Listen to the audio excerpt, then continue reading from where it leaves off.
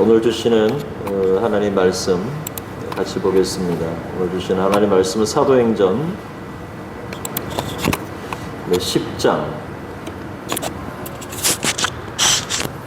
주시는 말씀은 사도행전 10장 17절에서 33절 말씀까지.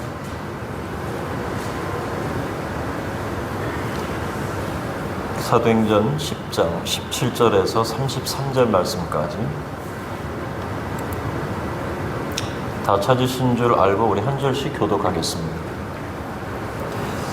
베드로가 본 바 환상이 무슨 뜻인지 속으로 의심하더니 마침 고넬료에 보낸 사람들이 시몬의 집을 찾아 문 밖에 서서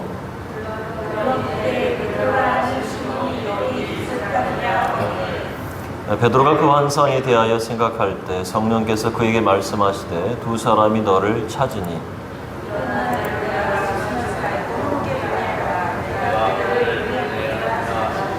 베드로가 내려가 그 사람들을 보고 이르되 내가 곧 너희가 찾는 사람인데 너희가 무슨 일로 왔느냐?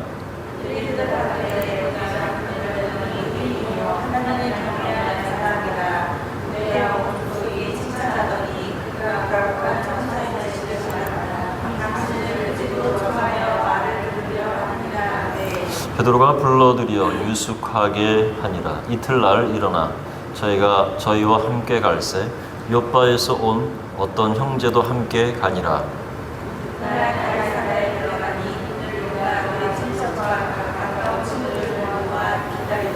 마침 베드로가 들어올 때에 고넬료가 맞아 발 앞에 엎드려 절하니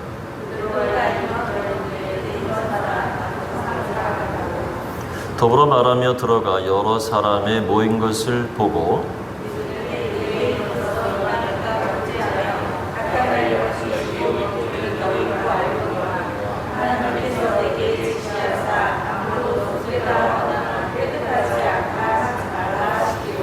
부름을 사용하지 아니하고 왔노라 묻노니 무슨 일로 나를 불렀느냐?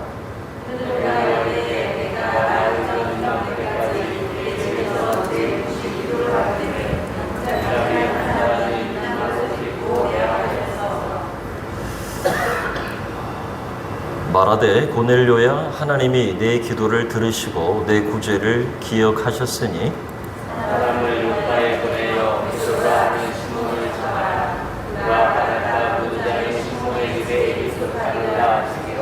함께 하겠습니다. 내가 곧 당신에게 사람을 보내었는데 오셨으니 잘하였나이다. 이제 우리는 주께서 당신에게 명하신 모든 것을 듣고자 하여 다 하나님 앞에 있나이다.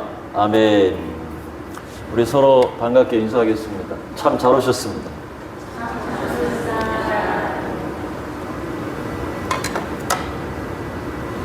자, 한 번 더 인사하겠습니다. 성령으로 마음이 뜨거워지기를 바랍니다.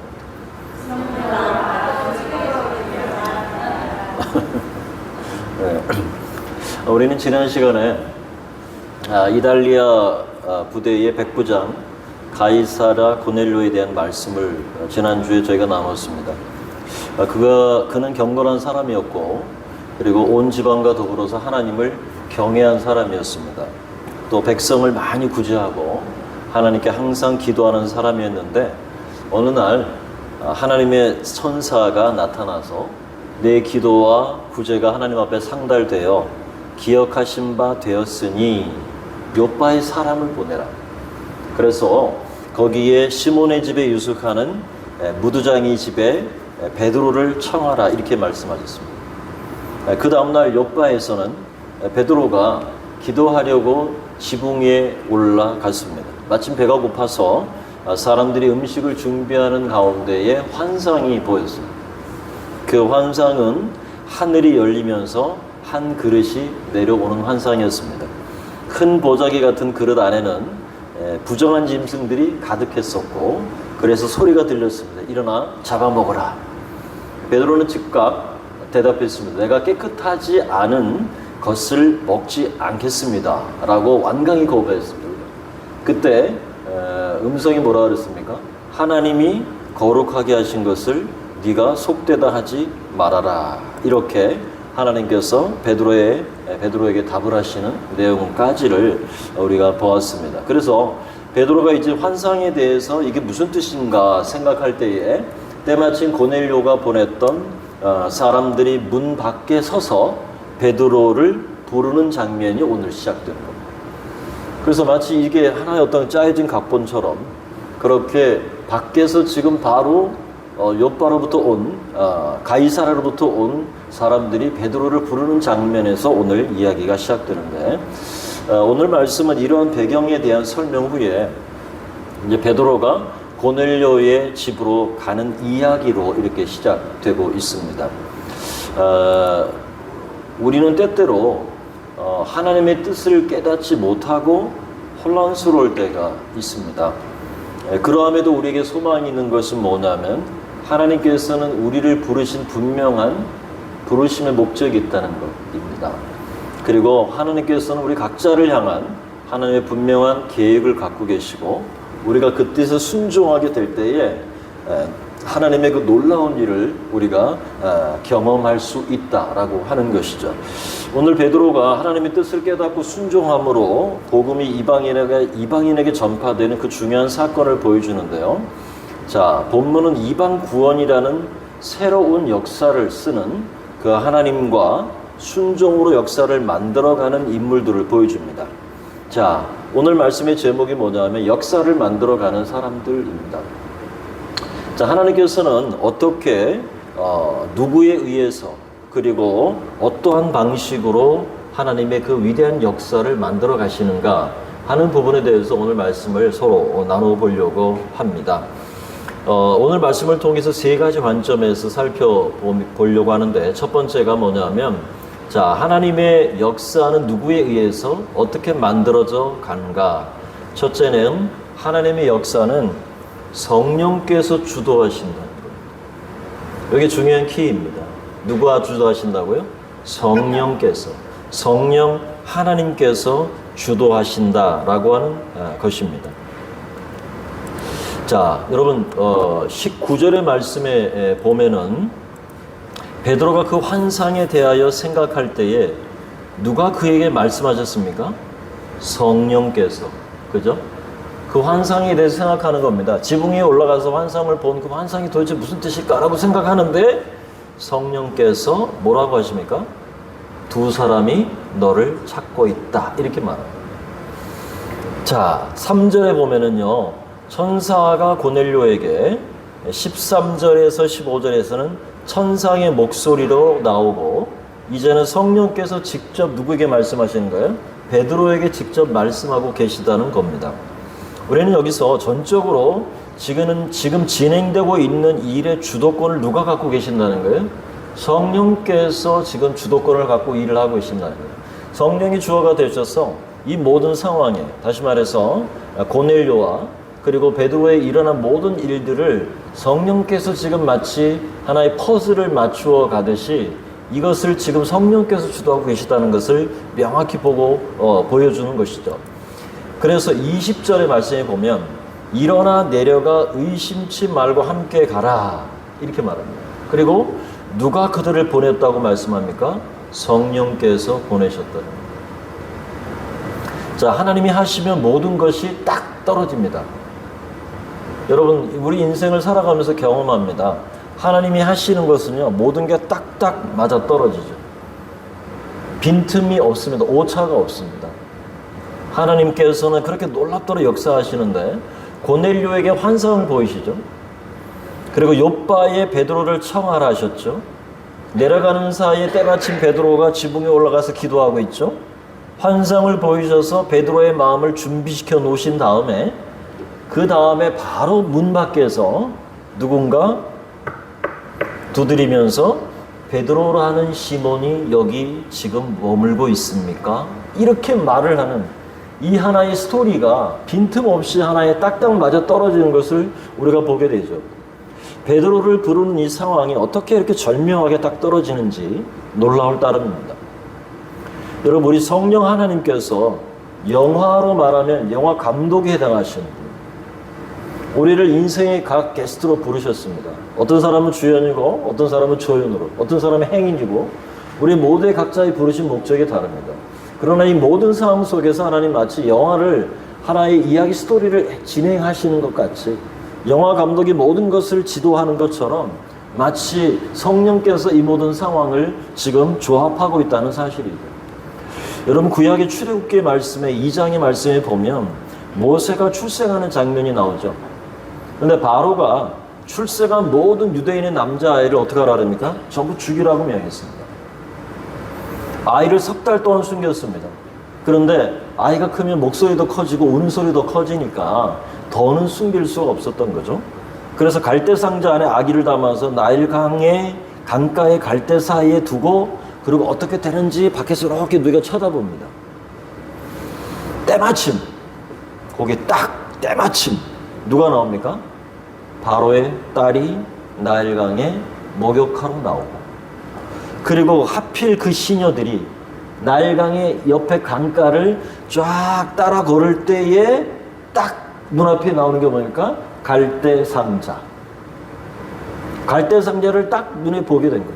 그래서 그거를 바로의 딸에게 갖다가 주니까 뚜껑을 열어보니까 누구예요?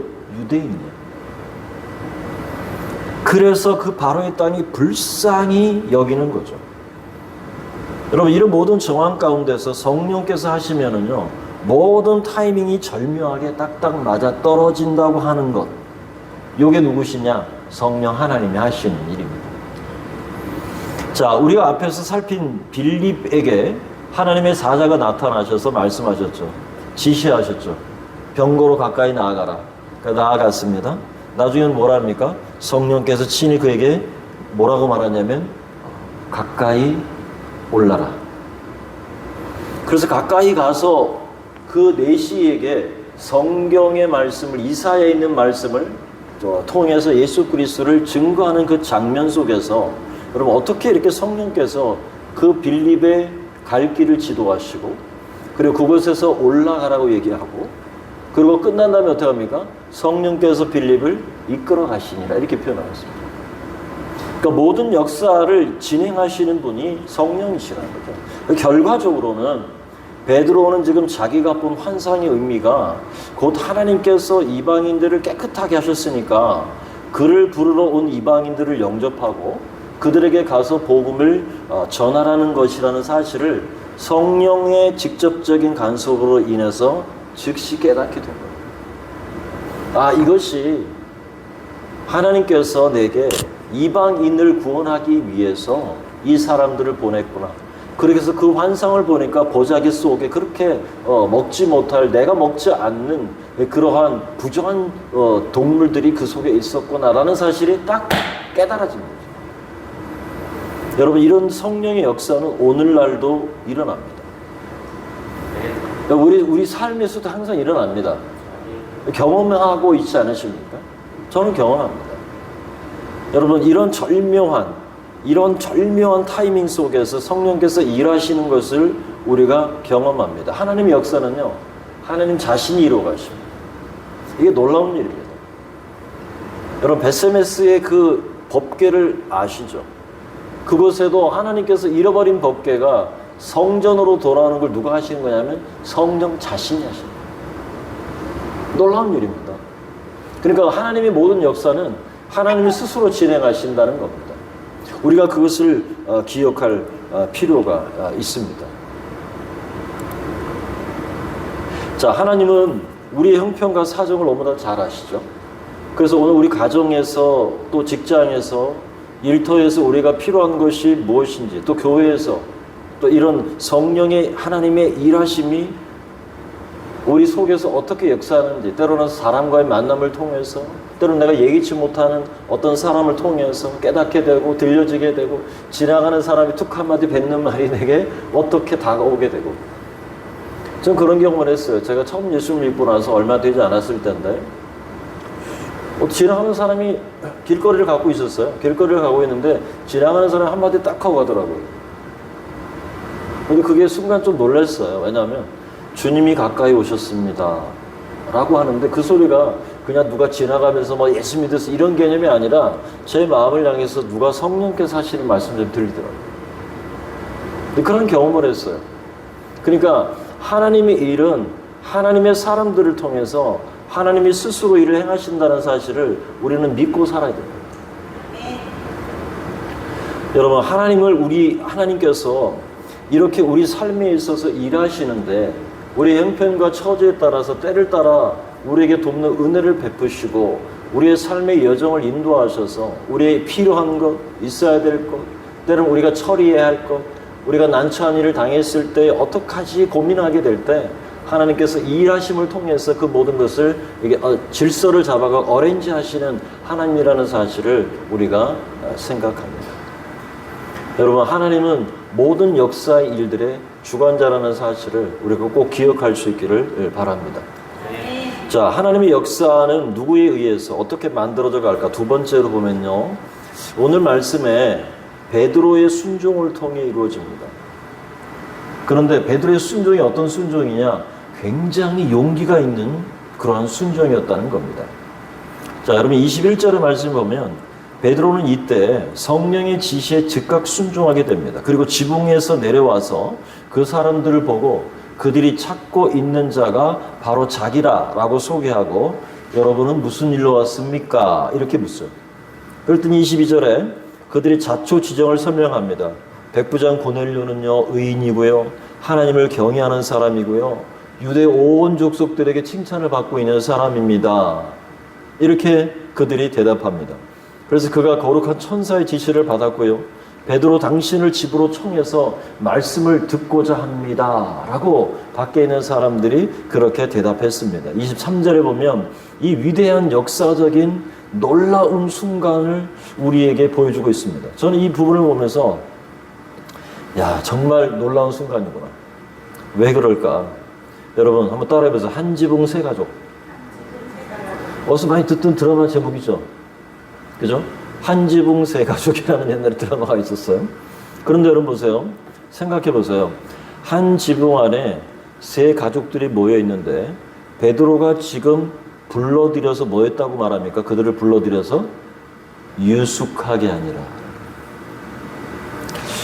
야, 이 한마디가요, 여러분 놀라지도 않으시네? 굉장히 이 부분이 놀라운 이야기입니다. 왜냐하면 첫 번째 가족이요, 부정한 사람인 무두장이가 부정한 사람이라는 거고, 두 번째 사도는 누굽니까? 베드로 사도는 유대인의 거룩한 유대인이죠. 자, 그렇다면 세 번째 사람은 누굽니까? 그들이 가이사랴로부터 온 사람들 누구예요? 이방인들이에요. 자, 깨끗하지 못한 이방인이에요. 그죠? 같이 있을래야 있을 수 없는 이 이질적인 세 종류의 사람이 한 지붕 안에서 같이 한밤을 지낸다? 이거는 있을 수도 없는 이야기고 정말로 충격적인 사실입니다. 여러분, 감자와 김치하고 와인이 어울립니까? 어울리는 분이 있으신가 보죠? 자, 피자하고 깍두기하고 어울립니까? 소세지하고 된장이 어울립니까? 마치 이런 것 같은 거예요. 한 지붕 안에 세 사람이 유숙하는데 전부 다 하나는 무두장이, 부정한 사람이라고 생각하고 무두장이죠. 거기 유대인의 사도가 있죠. 이방인들이 있죠. 세 종류의 사람이 한 지붕 안에 딱 거하고 있는 겁니다. 여러분, 유대 사도가 여러 날을 무두장이 집에 유숙하고 있다는 충격적인 이야기로 우리가 지난번에 봤어요. 그죠? 며칠을 거기서 있었어요. 그것도 부족해서 이제는 50km나 떨어진 먼 곳에서 베드로를 초청하고자 왔던 그 세 사람의 이방인이 함께 지금 들어가서 한밤을 같이 지내고 있다. 이것은 충격적입니다. 그것도 클라이맥스입니다. 지금까지 하나님이 베드로의 삶을 인도하시면서, 베드로의 여정을 인도하시면서 조금씩 베드로에게 충격요법을 쓰신 거예요. 처음에는 무두장의 집에 거하라고 한 것도 충격이고, 두 번째는 환상을 보는데 이 부정한 동물들을 내 앞에 주고 먹으라고 한 것도 충격이고, 이제는 거룩하지 않은 사람하고 이방인하고 자기하고 들어오세요. 그래서 한 지붕 안에 딱 같이 한밤을 보내는 거는, 이거는 베드로의 완전히 충격도 보통 충격이 아니에요. 이 사건은요, 사도행전 속에서 아주 큰 폭죽이 하나 터진 겁니다. 팡 하고 터진 거예요. 왜요? 사도 베드로가 유대인의 대표잖아요. 예루살렘 교회 대표격인 사도 베드로가 이방인을 받아들이고 이방인과 함께 유숙하고 이방인과 함께 먹었다. 이것은 사도행전 안에서 놀라운 충격적인 이야기입니다. 그래서 이 지점이 사실은 한 지붕 안에 세 가족이 있는데 그야말로 거대한 폭죽이 하나 팍 터지는 장면입니다. 어떻게 이런 하나님의 역사가 가능했을까요? 그것이 바로 복음의 능력입니다. 여러분, 전통이라는 것과 그 다음에 고정관념, 풍습, 관습이라고 하는 이 장벽을 뛰어넘고 있는 이 베드로의 만약에 순종이 없었다면 이 일은 절대 가능하지 않습니다. 베드로는요, 후에 10장 34절 35절에서 이렇게 말합니다. 나중에 일어난 고넬료에게 있었던 이야기들에 대해서 설명을 해주는 내용인데요.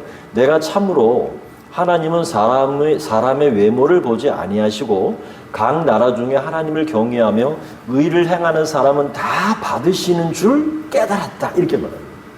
그러니까 베드로가 이런 과정 속에서 지금 베드로의 마음을 하나님이 계속 만지고 계시고 베드로는 지금 자신의 가지고 있던 어떤 고정관념을 계속 뒤바꿔야 하는 거죠. 아, 이거 아닌데. 얼마나 갈등이 많았겠어요, 속에서. 이거 아닌데. 아, 이거 아닌데. 이상하다. 아닌데. 그러면서 결국은 깨닫게 하시는 성령의 은혜를 베드로가 경험하는 거죠. 놀라운 구원의 현장을 베드로는 지금 목도하고 있는 겁니다. 그의 앞을 가로막고 있던 고정관념, 선입견이라고 하는 커튼을 확 믿음으로 젖혀버리니까 그 앞에서 하나님의 위대한 역사를 보게 된 겁니다. 여러분, 더 나아가서 10장 47절에 보면요, 이 사람들이 우리와 같이 성령을 받았으니 누가 능히 물로 세례를 베품을 금하겠는가? 라고 베드로가 거기까지 나갑니다. 아, 이제 세례라고 하는 건 뭡니까? 구원의 증표잖아요. 그죠? 근데 구원의 증표까지도 이제 이방인에게까지도 구원이 이르렀다고 하는 이 베드로에게 완전히 확증시켜 주는 거예요. 하나님이 하시는 일을 누가 능히 맡겠느냐는 거예요. 거기까지 베드로가 온 겁니다.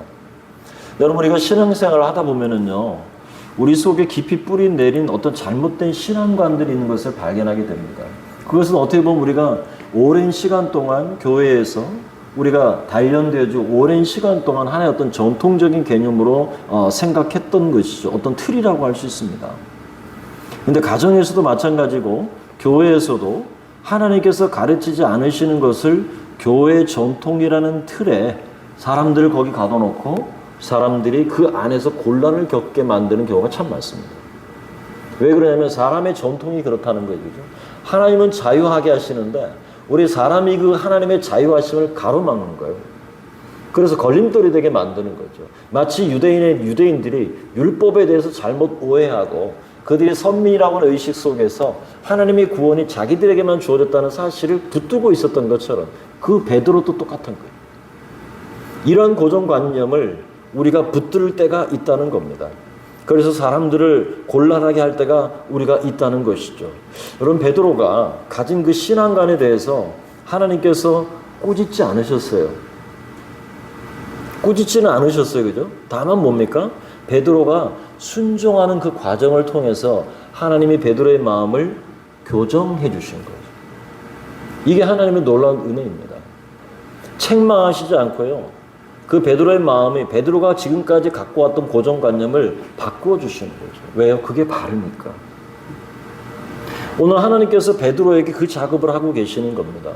여러분, 오늘 우리 신앙과 삶의 기준이 하나님의 말씀이 될 수 있기를 축복합니다. 세상 사람이 다 뭐라 그래도 이게 교회 전통이라 그래도 여러분, 교회 전통이 하나님 말씀 위에 올라갈 수 없습니다. 하나님의 말씀이 그렇다 하면 그런 것이죠. 세상이 아무리 변하고 세상의 가치관이 막 변하고 그리스도인을 향해서 어떤 잣대로 밀고 들고 이게 우리가 사는 세상인데 왜 너희는 받아들이지 않느냐라고 말해도 그것이 아닌 건 아닌 거라는 거죠. 세상이 그 어떤 것도 하나님 말씀의 기준 위에 올라갈 수 없다는 겁니다. 그런데 여러분, 어떻습니까? 우리가 교회에서 신앙생활을 하거나 우리가 갖고 있는 전통을 내려놓는 것, 그것을 꺾는 것에는 아픔이 있습니다. 그렇죠. 꺾는 것은 아픔이 있어요.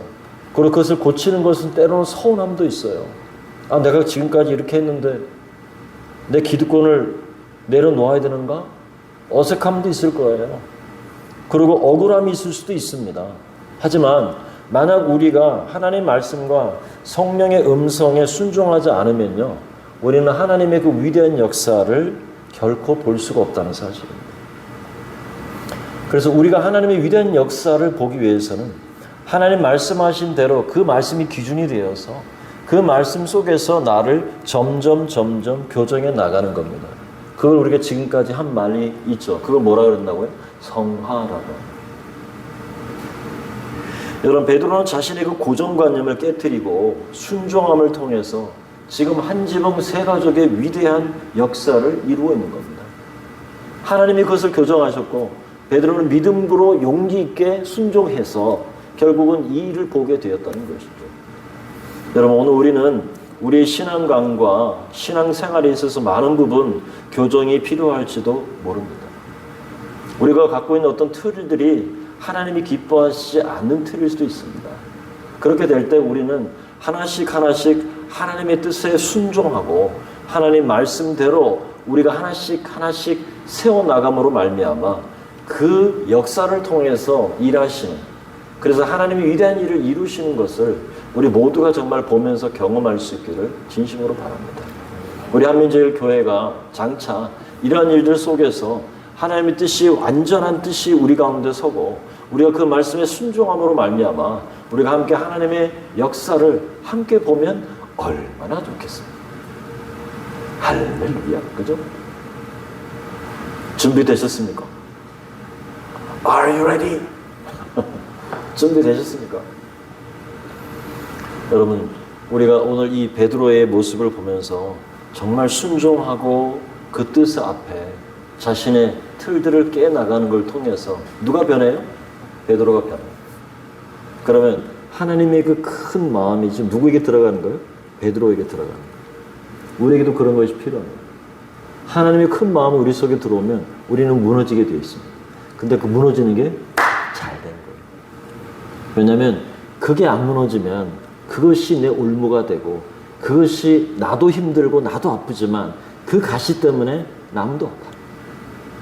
그러니까 오늘 이 베드로처럼 정말 자신의 용기 있는 그 순종을 통해서 이 하나님의 위대한 역사를 보았던 것처럼 우리 모두도 그렇게 하나님의 말씀과 진리 안에 우리가 세워져서 하나님의 위대한 역사를 경험하는 저와 여러분 될 수 있기를 축복합니다.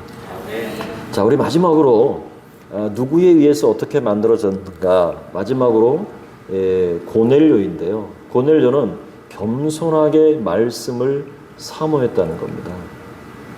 고넬료는 겸손히 말씀을 사모한 그 고넬을 통해서 하나님의 역사가 이루어집니다. 자, 오늘 우리의 눈을 사로잡는 장면이 등장합니다. 24절인데요.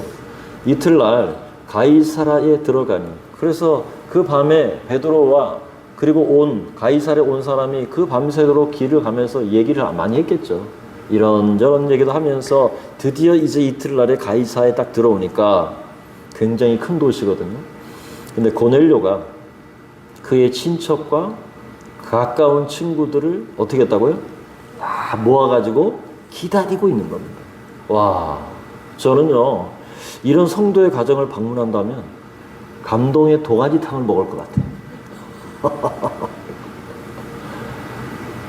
야, 어떻게 이렇게 고넬료는 시몬 베드로가 확실히 올 것을 믿었기 때문에 친척들뿐만 아니라 자기 주위에 있는 친구들을 다 집에 모은 겁니다. 너희도 한번 봐봐. 이게 얼마나 놀라운 소식이에요. 그러니까 여러분, 이 고넬료는 이미 유대인들에게 뭘 받고 있다 그랬어요? 칭찬을 받고 있다 그랬어요. 자, 왜 유대인들에게 칭찬을 받는다 그랬습니까? 가이사라에서 뭐가 많았다고요? 구제하는 거. 그 얘기는 뭐예요? 자신의 것을 헐어서 남을 섬기는 삶을 살아낸 거예요. 그러니까 사람들이 형편이 어려운 상황에서 얼마나 고마운 일이에요. 그러니까 안 그래도 하나님 앞에 의롭게 살아가는 그 고넬료의 삶을 보고 거기다가 섬기는 마음을 보니까 사람들이 다 감동을 받은 거예요. 그러니까 어떻게 되는 거예요? 우리 집에 오늘 그 위대하고 유명한 베드로라고 하는 사도가 오셔. 그래 한번 와봐. 이렇게 된 거예요. 그러니까 친구들 어떻게 해요? 다 모인 거예요. 만약에 고넬료가 사람들의 칭찬받지 못하고 손가락질 당하는 사람이었다면 이게 통할까요? 절대 그렇지 않아요. 야야야 뭔 소리 하는 거야. 너만 알아서 좀 잘해라. 뭐 베드로인지 바드로인지 잘 모르겠지만 그냥 초청했으면 너희들끼리 잘해라. 그랬을 텐데 고넬료는 평소에 사람들에게 인품을 나눠주는 사람이었고 섬기는 사람이었기 때문에 이 말에 힘이 있었단 말이에요. 그러니까 모두 다 한 자리에 모인 겁니다. 여러분 고넬료의 모습을 한번 상상해 보세요. 우리는 우리의 일생을 통해서 단 한 사람이라도 그 사람이 비록 나의 가족일지라도 나를 통해서 누군가 그리스도 앞으로 인도된 사람들이 있습니까? 우리가 일생을 살아가면서 누군가 정말 친구야 또는 우리 자녀들에게 또는 우리 형제들에게 형님 정말 인생에 있어서 예수님을 꼭 믿었으면 좋겠습니다. 이렇게 아주 정말 진솔하게 대화를 나누고 반대편에서는 그래 나도 한번 믿어볼게 라고 하는 그 결론에 도달할 수 있을 정도의 그런 어떤 커뮤니케이션이나 대화나 전도나 그런 것들이 우리 삶에 있었는가 하는 것을 한번 생각해 보면 좋겠습니다. 여러분 신앙으로 인도하는 데 있어서 가장 작은 도움이라도 줄 수 있다고 하면 이것은 어떻습니까? 그 한 영혼을 천하보다 귀한 한 영혼을 하나님 앞에 올려드리는 것입니다. 저도 뭐 개인적인 이야기지만 저도 저희 큰형님을 전도했거든요. 저희 큰형님과 저는 나이 차이가 9살입니다. 9살. 한 2살 정도면 뭐 싸우기도 하고 뭐. 제가 초등학교 때 형님 군대가 있었거든요.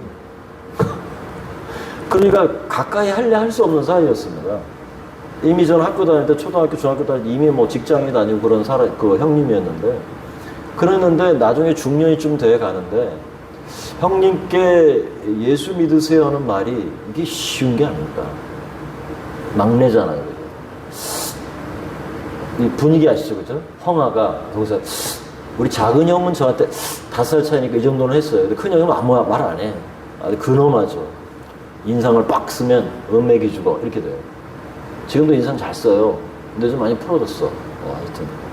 그랬는데 제가 우리 큰형님이 안동에 계실 때 무릉도원을 아시죠? 안동에. 그 무릉도원 앞에 제가 형님을 전도했어요. 그때 우리 형님 너무 힘든 시기를 보냈거든요. 그래서 제가 형님께 무릉도원을 걸으면서 그 앞에 물이 이렇게 쫙 흘러가는 걸 쳐다보면서 제 입에서 이걸 말해야 되나 말아야 되나 말해야 되나 재고 있는 거지. 말해야 되나 말아야 되나. 참나 용기를 내서 이야기했어요. 형님, 형이라는 말도 못 불러. 그냥 형님. 제가 내 인생에 있어서 그리고 형님 인생에 있어서 딱 한 가지 소원이 제게 있습니다. 형님이 꼭 예수님 믿고 구원받으면 좋겠습니다. 정말 어렵게 이야기를 꺼냈어요. 근데 복음도 얘기하고 근데 큰형님이 나중에 마지막에 그래 한번 나도 믿어볼게 이 얘기를 딱 했어요. 저는요 주 예수를 믿어라 그러면 너와 내 집이 구원을 얻으리라 이 말씀을 확신이 있는 사람입니다. 제가 1호잖아요. 저희 집에 예수님 믿고 어머니 구원받고 권사님으로 계시다가 소천하시고 아버지 예수님 믿고 돌아가셨고 큰형님 전도했고 작은형님도 나이롱 신자지만 주일마다 이렇게 등산을 너무 좋아하셔가지고 등산을 다녀요. 그런데 죽다 살아난 형님이기 때문에 내가 할 말이 없어. 그러나 늘 제가 말씀 카드를 보내고 복음을 이야기하죠. 그때마다 아멘 그래 라는 말을 합니다. 그게 제 기쁨이었어요. 즉 한 사람을 구원하는 일에 우리가 정말 고넬료처럼 누군가 초청해서 그 사람이 하나님 안에 들어올 수 있는, 가족을 만들 수 있는 그런 위대한 역사를 쓸 수 있는가? 우리 인생에 있어서 단 한 사람이라도 우리가 전도해서 그들을 하나님 앞으로 인도해 낼 수만 있다면 여러분, 이것보다 큰 일이 있을까 하는 것이죠. 여러분, 우리도 이 고넬료의 모습 속에서 천하보다도 귀한 생명을 소중하게 생각하는 이 고넬료의 모습 속에서 우리는 하나님의 그 위대하심을 보게 됩니다. 여러분, 우리도 이런 고넬료와 같은 심정으로 정말 한 영혼을 그리스도 앞으로 인도할 수 있는 그런 복된 삶이 될 수 있기를 바랍니다. 이제 사도 베드로가 집 안으로 들어왔는데 고넬료는 그를 영접하면서 그의 발에 엎드려 절을 했습니다. 아마 하나님께서 천사를 통해서 베드로를 초청하라고 하셨으니까 거의 아마 고넬료가 생각할 때 베드로는 그래도 아마 천사격은 되겠다라고 생각했던 거예요. 그래서 그냥 넙죽 엎드려서 절을 했죠. 그런데 우리 큰형님, 우리 형님 베드로가 뭐라 그럽니까? 즉시 일으켜서 말합니다. 일어서라, 나도 사람이다. 베드로가 잠시 정신이 딴 데가 있었다면 그래, 반갑소, 처음 뵙겠소, 이렇게 하면서 절을 받았을지도 모르겠죠. 근데 그런 사람이 아니었죠. 베드로는 스스로 하나님의 피조물이라는 것을 깨달을 뿐만 아니라 내가 당신과 다를 바 없는 똑같은 인간입니다 라고 하는 것을 설명해 주고 28절에 뭐라 그럽니까? 베드로는 지금 이런 상황이 얼마나 이례적인가를 설명합니다. 유대인으로서 이방인과 교제하며 가까이 하는 것이 위법인 줄은 너희도 알거니와. 이렇게. 이게 지금 위법이라는 거예요. 어떤 위법이에요? 율법에 어긋난다는 얘기예요. 그러니까 베드로가 지금 당황한 거예요, 사실은. 지금 자기가 이루고 있는 사실이 율법에 반하는 행동이라는 것을 거침없이 얘기하는 거예요, 고넬료에게. 자, 유대인의 다른 성경이라고 하는 주빌리서에 보면 이런 말이 있어요. 유대인의 이런 감정을 잘 반영해 주고 있는데요. 22장 16절에 보면은, 물론 이것은 이제 외경이죠. 주빌리라고 하는 유대인들이 보는 성경인데, 이런 말이 있어요. 너희 자신을 이방 나라들로부터 구별되게 지키고 그들과 함께 식사하지 말며 그들의 의식을 모방하거나 그들과 교류하지 말라. 이렇게 되어 있습니다. 근데 완전히 철저히 이방인들하고 상종도 하지 말아라, 그 얘기인데, 하지만 베드로는 위법인 줄로 알면서도 하나님께서 내게 지시하셔서 아무도 속되거나 깨끗하지 않다 하지 말라 하시기로, 이렇게 얘기하죠. 29절은 뭐라 합니까? 부름을 사양하지 아니하고 왔노라 묻노니 무슨 일로 나를 불렀느냐라고 말합니다. 그러니까 고넬료가 30절 32절까지 자신이 천사를 본 사실, 그 다음에 하나님께서 자신의 기도를 들으시고 구제를 기억하셨고 요빠의 사람을 보내라 하셨고 당신을 초청하라고 했습니다 까지 됐어요. 그러니까 33절은 뭐라 합니까? 내가 곧 당신에게 사람을 보냈는데 오셨으니 잘하였습니다. 이 감사의 말씀을 전한 고넬료는 어떤 말을 하고 있습니까? 이제 우리는 주님께서 당신에게 명하신 모든 것을 듣고자 합니다. 우리가 다 여기 있습니다 라고 말합니다. 여러분, 이 장면도 고넬료가 이 정도로 사모하는 마음이 있었고 하나님 말씀에 대한 사모함과 갈급함이 있었다는 사실 속에서 우리는 하나님의 위대한 역사를 보게 되는 겁니다. 지금 고넬료는요, 베드로를 하나님께서 보낸 사람을 마치 하나님 맞이하듯 하고 그의 말씀을, 하나님 말씀을 듣는 것처럼 고넬료를 생각했다는 겁니다. 여러분, 우리 성도님들께 여러분이 은혜 받는 일이 어떻게 은혜를 받느냐 하면 앞에서 설교할 때에 그것이 우리 주목사님의 설이구나 이렇게 생각하는 게 아니라 그 말씀이 하나님께로부터 왔구나라는 사실을 인정하고 그 속에서 말씀을 듣고 그것을 깨달을 때에 그게 복인 겁니다. 사람의 말로 받지 않은 것. 그렇다고 설교가 100% 완벽한 게 아닙니다. 그렇지만 설교자는 적어도 하나님 말씀의 뜻을 깨닫고 그 말씀 속에서 풀어서 하나님 무엇을 원하고 우리에게 무엇을 바라시는가를 설명하는, 설득하는 그런 작업이 설교이다 보니 여러분이 그 말씀을 받을 때에 고넬료와 같은 심정으로 받으면 복이 있을 줄은 믿습니다. 여러분 어떻습니까? 참으로 거룩하고 경건한 태도가 아닙니까? 설교를 듣는 모든 성도나 복음을 배우고자 하는 어떤 신학생들이나 영원한 생명의 말씀을 얻고자 하는 구도자들은 다 이러한 태도의, 마음의 태도를 우리가 가져야 할 줄로 믿습니다. 여러분 성경에 보면요, 하나님께서 우리의 마음밭을 얘기하실 때 주님께서 어떤 마음은 가시떨기와 같은 마음. 어떤 마음은 돌짝밭, 어떤 마음은 길가에 뿌려져 있고, 어떤 마음은 옥토와 같다고 얘기했죠. 그런데 여러분 보세요. 여기서 키가 뭐냐면, 왜 옥토에 떨어졌는데 열매를 30배, 60배, 100배를 맺을까? 그럼 보세요. 씨를 뿌리는 게 문제가 있어요? 아니요, 밭의 상태가 문제가 있는 거예요? 밭의 상태예요. 그래서 마음을 기경하는 얘기 뭐냐면 말씀에 대한 태도를 얘기하는 거예요. 그 말씀을 내가 어떻게 받느냐가 어떤 사람은 뺀질뺀질한 길가 같은 사람이 있어요. 그냥 말씀을 전하면 툭툭 튀어나와요. 그냥 아이고 그냥 목사님 하세요. 나는 뭐 그냥 그렇습니다. 그러고 하는 사람이 있는가 하면 어떤 사람은 듣는 척 하는데 잘 깊이 안 들어가요. 그러니까요. 이게 가시떨기 위에 떨어지는 것 같다는 거죠. 그러니까 처음에 말씀 들을 때 기뻐요. 순종하는 것 같아요. 그런데 정작 어려움이 오면은 에이 그런 원점으로 돌아가. 그걸 주님께서 말씀하는 거예요. 옥토밭이라는 것은요. 철저하게 누가 준비하는 거예요? 설교자가 아니라 설교를 듣는 사람이에요. 그러니까 철저하게 그 열매는요. 졸게 하는 건 제 책임이지만 졸게 하는 건 제 책임이지만 그 말씀을 받고 열매를 맺는 것은요. 전적인 여러분의 마음밭의 상태입니다. 고넬료가 바로 그런 얘기를 하는 거예요. 고넬료의 삶이. 왜냐하면 이러한 마음이야말로 옥토와 같은 마음이기 때문에 그렇습니다.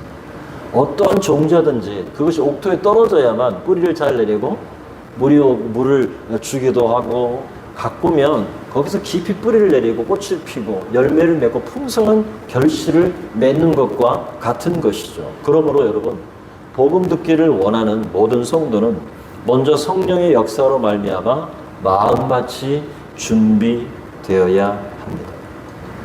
하나님은 신령한 은혜를 사모하는 그 갈급한 심령에 단비를 내려주시는 분입니다. 여러분 말씀을 간절한 마음으로 받을 수 있기를 바랍니다. 여러분 성경이 66권이잖아요. 성경이 66권인데 저도 지금 죄송하지만 저글링을 하고 있어요. 저글링이 뭔지 아시죠? 이번 달에는 무슨 말씀을 전하는 것이 좋을까? 하나님 어떤 말씀을 전해야 좋습니까? 제가 약간 좀 구약에 편향된 듯한 느낌이 있는데 이 신약의 복음서를 빨리 다뤄야 되는데 이런 말씀을 받거냐 이제 저 스스로도 적응을 해요. 왜냐하면 제가 15년밖에 안 남았어요. 66권을 다 못 가르쳐요. 아시죠? 꿈 깨야 돼요. 욕심 버려야 됩니다. 그런데 최대한도로 하나님의 바른 복음의 진리를 말씀을 여러분에게 나누고 싶은 마음인데 그런데 그런 마음을 여러분도 헤아려 주시고 또 여러분이 하나님 말씀을 알아가고 성경을 알아간다는 이 뿌듯함과 감사한 마음을 가지고 여러분 마음밭을 잘 기경하고 하나님 말씀이 떨어질 때 그것을 받아 적기도 하고 밑줄 쫙 형광펜 하이라이트 그러면서 하나님 말씀을 배워가는 어떤 그러한 열심과 노력이 여러분 그러한 사람과 그렇지 않은 사람은 결과가 달라집니다. 오늘 우리는요 이 고넬료처럼 겸손히 하나님 말씀을 갈급해하고 받으려고 하는 그런 마음이 강하게 될 때 하나님의 놀라운 역사가 나타나게 됩니다. 여러분 말씀을 맺겠습니다. 여러분 오늘 하나님의 역사는 누구에 의해서 또 어떻게 만들어져 갑니까? 첫째는 성령 하나님께서 하신다는 겁니다. 성령이 주인이십니다. 여러분 좀 죄송한 말로 제가 조금 죽을 써도 제가 죽을 써도요 성령이 하시면 된 밥이 되는 겁니다.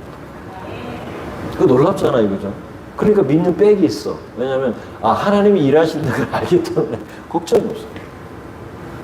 여러분 한번 보세요. 상황과 현상을 보면 절망합니다. 그렇죠? 마음이 아파요. 답답해요. 오늘은 또 누가 나오시나 누가 안 나오시나 그런 마음을 생각하고 가면요 은혜가 서로 안 돼요. 저도 안 돼요. 왜냐하면 마음이 거기 있어요.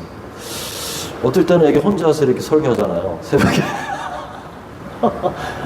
아무도 안 계실 때 있어요. 그러면 제가 이렇게 딱 보면서 마치 여러 사람이 있는 것처럼 드리번드리번 하기도 하고 그러고 있는 제 자신을 보면서 그래도 감사하다. 그래도 감사하다. 이 말씀이 남겨지는구나. 또 이 말씀을 나중에라도 볼 수 있는 기회가 있구나. 그 생각하면 감사한 거예요. 그러니까 누가 하신다? 성령이 하시니까 우리는 뭐만 하면 된다? 순종하면 돼요. 네? 바로 하나님께서, 성령 하나님께서 모든 상황 속에서 절묘한 타이밍으로 딱 맞아 떨어지도록 그렇게 역사하시는 분이라는 사실을 여러분 믿으시고, 여러분 성령을 기대하시기를 바랍니다. 여러분 성령 하나님을 기대하시기 바랍니다. 그거가 아니라 그분이라 그랬죠. 그게 아니라 간절하게 그분을 사모하고 그분과 함께 제가 마음이 울적하고 힘들 때는요, 제가 스스로 이렇게 생각합니다. 제 안에 계신 성령 하나님, 아니 저같이 저같이 이런 자에게 거룩하신 분이 제 안에 있다니 갑자기 막 힘이 솟아나죠. 절망하다가도 내가 왜 절망해야 돼? 불완전한 나를 보면서도 내가 왜 불완전해야 돼? 완전하신 분이 내 안에 계시는데 내가 지금 뭐 하고 있는 거야? 내가 새로운 피조물로 벌떡 일어나야지. 마음이, 그죠? 그 몸 절망하지 않는 거예요. 여러분 성령이 하셔요. 그러니까 걱정하지 마시고 성령에 잇대어 순풍에 돛달듯이 몸을 얹으시길 바랍니다. 파도가 옵니까? 파도를 싹 타세요. 파도가 오면 겁내지 말고 서핑을 하면 되잖아요. 파도를 타면. 그게 성령의 역사입니다. 여러분 가운데 이런 성령의 역사가 있어지기를 축복합니다. 둘째, 하나님의 역사는요, 순종을 통해 이루어지는데 특별히 베드로의 용기 있는 순종을 통해서 이루어졌습니다. 베드로의 철저한 자기 고정관념과 틀을 깨지 않았다면 한 지붕 세 가족의 그 폭죽은 터지지 않았습니다. 그런데 결단 있게 자신의 고정관념 틀을 무너뜨리는 역사를 통해서 하나님의 위대한 역사를 베드로는 보게 됩니다. 세 번째, 마지막으로 고넬료처럼 여러분 말씀을 사모하는 그러한 삶이 될 수 있기를 소망합니다. 이러한 마음밭에 놀라운 결실을 우리가 보게 될 줄로 믿습니다. 하나님은 신령한 은혜를 사모하는 갈급한 그 마음에 단비를 내려주실 것을 확신합니다. 바라기는 이제 성령 하나님의 그 주권적 은혜 아래에서 하나님이 하십니다. 성령이 하십니다. 내 고정관념과 선입견을 말씀 앞에 내려놓고 용기 있게 순종한 베드로처럼 말씀 앞에 우리가 살아가면서 고넬료처럼 말씀을 사모하고 영혼 구원에 대한 그런 열정을 우리 가운데 회복해서 하나님의 위대한 역사에 쓰임받는 저와 여러분 될 수 있기를 주님 이름으로 축복합니다. 우리 말씀을 생각하면서 잠시 한번 결단하겠습니다. 하나님 아버지, 하나님의 위대한 역사는 하나님이 이루어 가시는 것입니다. 성령 하나님께서 그 모든 것을 하십니다. 두 번째로 우리는 베드로의 용기 있는 순종을 통해서 하나님의 그 위대한 역사를 보게 되었습니다. 또 고넬료 또한 순전하게 또 겸손하게 말씀을 사모하는 그 마음을 통해서 하나님의 위대한 일들을 이루어가게 되었습니다. 하나님, 우리 삶에도 하나님이 역사하실 것을 믿고요. 우리가 부족하고 연약하고 우리는 보잘것없지만 하나님이 하시면 된다는 사실을 우리가 확신하고 하나님 우리의 인생을 주께 맡깁니다. 주님 바라봅니다. 베드로처럼 우리가 깨져야 될 것, 우리가 고쳐야 될 것, 우리의 고정관념과 틀이 있다면 내려놓기를 원하고 말씀으로 재단되어지고 하나님 뜻에 합당한 삶을 통해서 또 한 영혼을 사랑했던 그리고 말씀을 사모했던 고넬료처럼 우리가 위대한 하나님의 역사를 경험하도록 역사하여 주시옵소서. 제가 그런 삶을 살아가겠습니다. 결단하며 우리 기도하며 나아가도록 하겠습니다. 기도합니다. 하나님 아버지 은혜를 감사합니다. 우리 모든 일생 가운데 동행하시고 역사하시는 성령 하나님을 찬송합니다. 때에 따른 경력 은혜를 우리가 허락해 주시고 말씀을 못 드리고 항상 함께 하시고 일을 행하시고 만드시는 그 하나님의 놀라운 역사를 경험하게 하시니 감사합니다. 하나님 아버지, 하나님의 놀라운 역사, 하나님께서 성령 하나님께서 축복하시고 우리의 삶 속에 성령 하나님의 놀라운 이 딱딱 맞아 떨어지는 이 놀라운 하나님의 축복과 성령 하나님의 행하심을 우리가 경험하기를